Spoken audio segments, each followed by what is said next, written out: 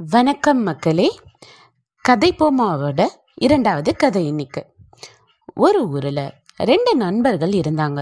ஒருவர் துணிகளை துவைக்கிற சலவை தொழிலாளி, இன்னொருவர் மண்பானைகள் செய்கிற குயவர். 2 பேருமே அரசரிடம் வேலை பார்த்துட்டு வந்தாங்க. ஒரு நாள் 2 பேருக்கும் இடையே ஒரு பெரிய சண்டை ஏற்பட்டுச்சு.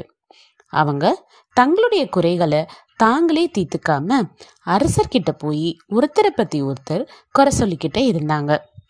மண்பானை செய்யற குயவர் சலவை தொழிலாளிய அரசரிடம் நல்ல வசமா சிக்க வைக்கணும் அப்படின்னு நினைச்சாரு. அதனால அவர் அரசரை பார்த்து இப்படி சொன்னாரு: அரசே, நமது பட்டத்து யானை ரொம்பவே கருப்பா இருக்கு. யானைய சலவை தொழிலாளியிடம் கொடுத்தீங்கன்னா அவர் நல்லா வெளுக்க செஞ்சு வெள்ளையா மாத்தி தருவாரு அப்படின்னு சொன்னாரு. அரசரும் ரொம்ப பெரிய முட்டாளா இருந்தாரு.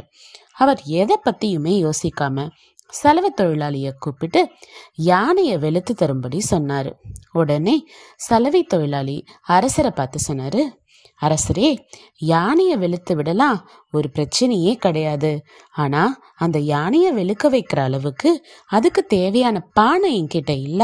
அதனால நீங்க குயவரை கூப்பிட்டு யானைய வெளுக்க வைக்கிற அளவுக்கு ஒரு பெரிய பானையை செஞ்சு தர சொல்லுங்க அப்படின்னு சொன்னாரு.